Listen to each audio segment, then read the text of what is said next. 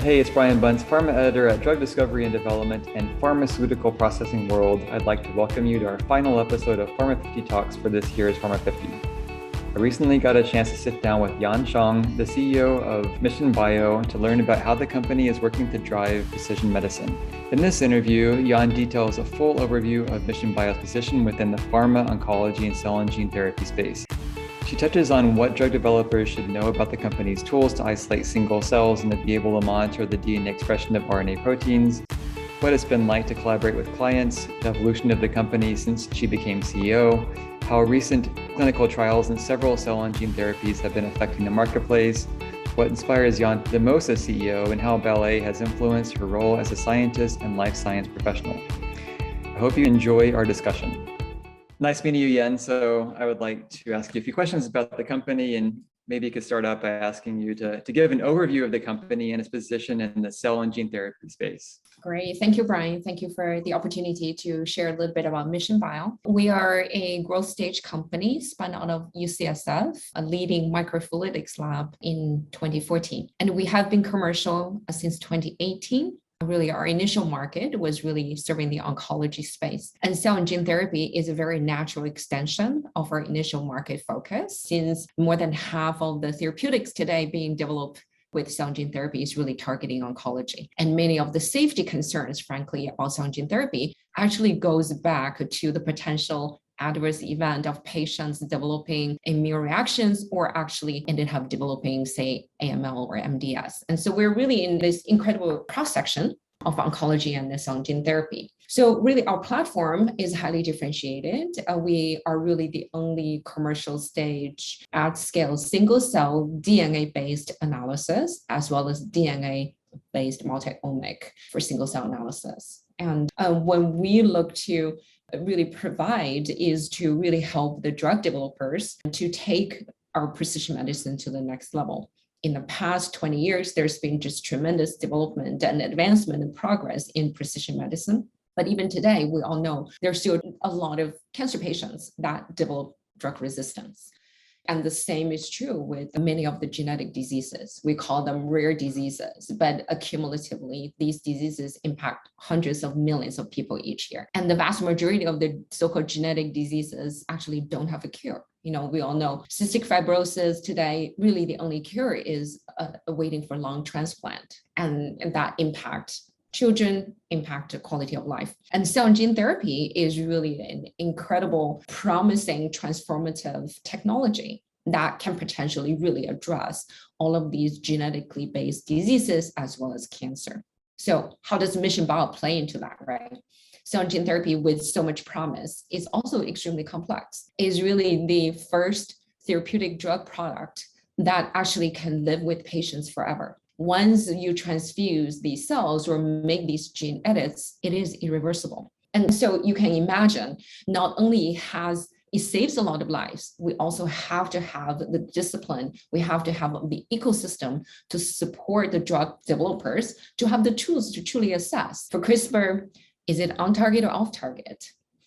Is it actually producing the right number?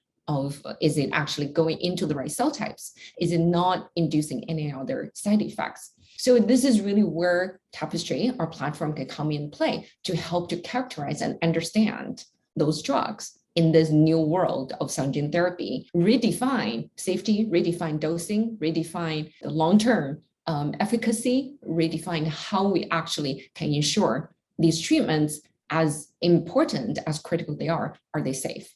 So we're absolutely excited, really partnering with the drug developers, being the really incredibly important supporting system. So as a society, we can advance our cell and gene therapy, and very excited about that. Building on that, I would like to hear some more information about what drug developers should know about Mission Bio's tools to isolate single cells, to be able to monitor DNA expression, RNA, proteins. Maybe you could give some more color on that. Yeah, so our platform, as we talked about, is using microfluidic system to the at scale, single cell level characterization of DNA sequences, DNA plus protein. So look at genotype and phenotype at the same time, right? So that is our platform. So it can be the analytical tool to characterize the cell and gene therapy through the entire value chain, right? From accelerating their development stage to provide that analytical feedback to know if developed drugs are actually behaving the same way as they would expect, and to look at co-edits of multiple edits of, say, CRISPR-mediated changes. So characterization at development stage to accelerate their development at the preclinical stage. And we can also be the lot release tools to actually be implemented at clinical trials or even ongoing patient monitoring to ensure that the therapies in patient over the long haul of patient's life continue to have the efficacy and the safety as expected. And so really providing that analytical characterization platform. And I was going to say the other thing that is unique about Mission Bio is that we're very committed in this journey. Today, we don't actually have a lot of commercial off-the-shelf supporting tools for cell and gene therapy because the industry is so new, is evolving so quickly. And we are really consciously investing into the space. So not only we can provide services, be a partner to these companies, but we're also looking at productizing our solution. So it can become off the shelf for gene edits, for on-off targets, for integration site, and for all of those critical applications, and really want to be there for the journey of the evolving industry. On that note, how would you characterize the current adoption of the platform and the services you offer? I think one thing that is unique about us is that if we think about the industry is evolving so quickly, and we want to be the drug providers, drug companies, partners, right, is in some ways co-create, right? Without these solutions, the thousands of drug companies, biotech companies today have to actually homebrew.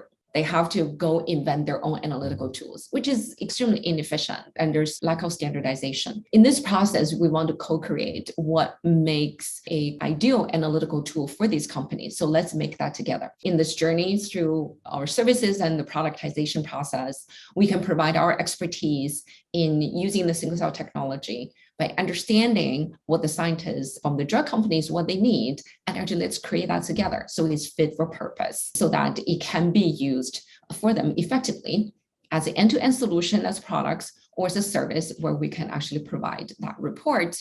The drug companies can focus on the clinical utility, can focus on developing the drugs and not have to divert their attention and waste their resources on developing the analytical tools. So let's partner in that.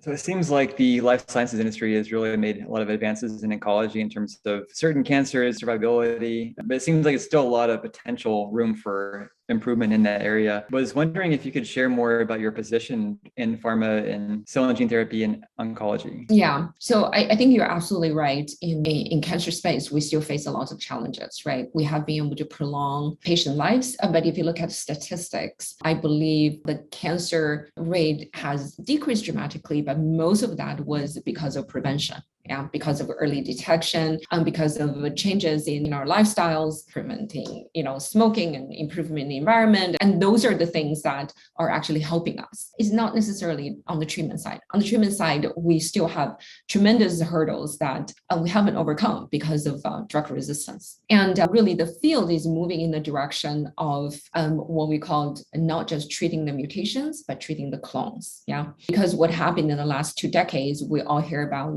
EGFR mutations and inhibitors, the KRAS mutations and inhibitors. These very targeted therapies have been developed to target specific mutations. And we are making the assumption that cancer tissues are monolith, right? We're assuming cancer tissues are made of the same cells. The cells harbor identical mutations, but now we know it's absolutely not true. Cancer is heterogeneous. Cancer can have clones of cells that have different combinations of mutations. If we don't understand the clones that sit underneath the layer of cancer, we cannot actually produce the therapies that are effective in treating all of the clones at the same time, as well as following their evolution, responding to the treatment. So this is where a tapestry comes in. We help researchers to go one layer deeper at the clonal level, so we can actually effectively treat clones. To really eradicate cancer, really you need that level of understanding. So we're super excited partnering with drug companies from their retrospective trials, understanding the drug resistance mechanisms, to exploratory trials, to, in the very near future, prospective trials. So they can use single cell as opposed to what we call bulk sequencing, right? Instead of looking at the average, assuming every cell is the same, helping them to actually have a much finer understanding so they can have better, more successful clinical trials or earlier time points to be able to bring drugs to market earlier, faster, and more effective in treating the patients. Just building on that briefly, it seems like that would be rewarding. I've heard a lot about the growing trend of collaboration in the pharma industry with companies like yours. I imagine that's an interesting dynamic to explore as industry relies more on partners. Maybe you could just briefly touch on like kind of what that's been to kind of be a collaborator with some of your clients. So our partnership really spans all the entire gamut, right? From earlier stage biotechs all the way to very large pharmas. So what we bring to the table is really we offer both full solutions as well as what we call pharma asset development services, right? So the service is really to take the samples and provide the report where we can also tailor and co-create, co-develop those assets with our partners. We think this is the best business model is because we all need to bring to the table our expertise, and the better we understand what matters to our partners and the better they understand our capabilities, we'll be able to create those solutions together and faster. So we think that's the best way to learn more about each other. And we're very excited about many of the trials and many of the therapeutics that are on market that we can help them to better understand how to use them effectively to treat patients. How has Mission Bio evolved since you assumed the role of CEO?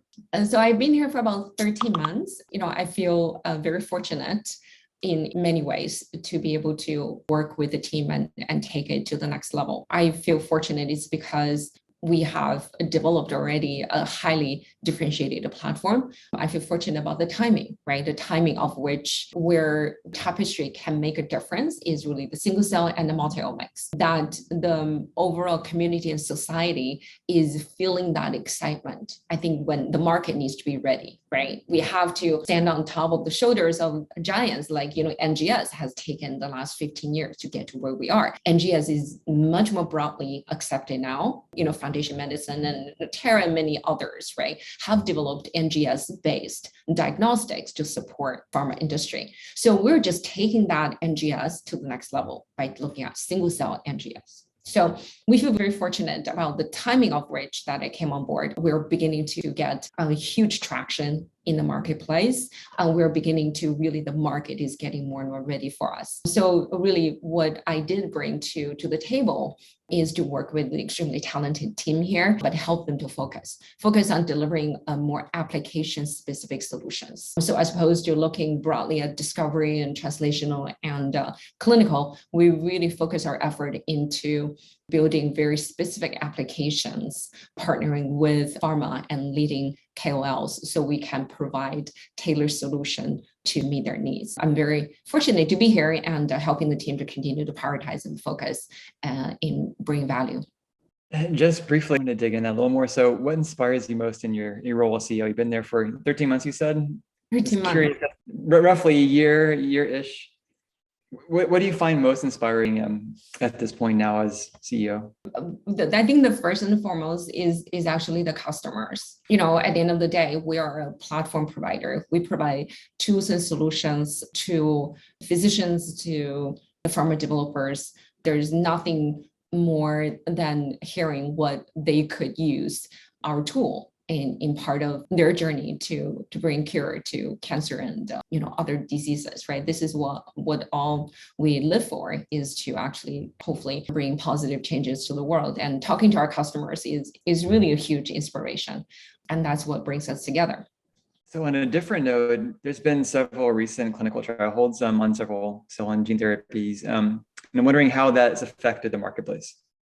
I think it brought actually the community together. If you get a chance to go to some of these conferences for cell and gene therapy, is an incredibly close-knit community. Yeah, it brings sort of the safety to the forefront of all of our minds, and it unites us, right? You don't see sort of people think about others as their competitors as much as how can we advance the field together. And so we're very fortunate to be part of that ecosystem. And I think all of us want to contribute the best we can from our side is our single cell analysis to prevent to have deeper characterization of our therapeutics, to work more closely with the FDA so we can prevent these adverse events from happening. In some ways, we talk about inspiration, right?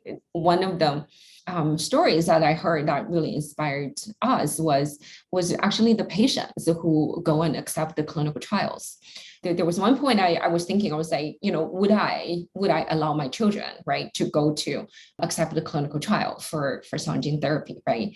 And when you ask that question, it does give me a pause and say, would we, right? These patients are actually potentially risking their lives, right, to be part of this incredible revolution that can bring treatment to hundreds of millions, but they're risking their lives. So it's our responsibility to do the best we can to prevent that from happening, to preserve their lives, because we're supposed to bring treatment and bring cure and not life-threatening. So these adverse events, every time when it happens, I think it gives the entire community just more united determination to want to do better. And that accountability, that responsibility, I think unites us. And so we feel we have a very important role in that by providing that analytical tool, by fully understanding these therapeutics and how they behave in human bodies, by monitoring these therapeutic cells in patients. I think those are the things we can hugely contribute. Hopefully we can prevent the adverse events from happening. So I saw you have an interesting background. You've been in the life sciences space for some time. You also have a background in ballet, and just was curious as to how that's influenced your role as a scientist, life sciences professional, and now CEO. I love ballet. Unfortunately, I couldn't make for a living, but I think ballet, like any sport or anything else that all of us have passions for in our spare time, I think is extremely important to our lives, to enrich our lives. And in ballet in particular, actually, there's a lot, I think, in common between ballet and life and career. Some of the most important disciplines like teamwork, there is no ballet if there's only one person, right? There is a huge partnership between dancers themselves and musicians and stage and lighting, and it's such a teamwork. And I think it humbles me to be part of a production, and we all have a single goal of producing an amazing outcome. And I think that is what we do in life, what we do in company, what we try to do in life in general. And so that's a big part. The second part I think is important, always remember is that discipline, right? Even you could be a principal dancer, you take a class every single day. You do a 90-minute class every single day. Yeah. So there's a huge amount of discipline due as in ballet distilled in that to be able to bring beautiful art to stage. And that's what we need to do with the company, right? We need to be disciplined financially. We need to ask ourselves, what are the milestones? Can we continue to learn? Can we continue to improve, right? All of those things I think are all interconnected. And so there's a lot of inspiration that continue to drive us and bring positive attitude to those around you. So I love it. I think I encourage everybody to do ballet. It's a pretty intense sport. So I think those are the questions I had. So appreciate your time and great job answering them, and great meeting you. Thank you so much, Ryan.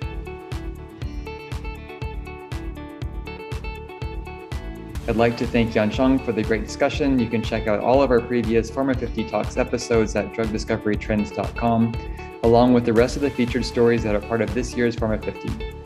Please be sure to like, follow, and subscribe to Drug Discovery and Development on LinkedIn, Twitter, and Facebook. Thanks for joining us. I hope you enjoy our features, and until next time.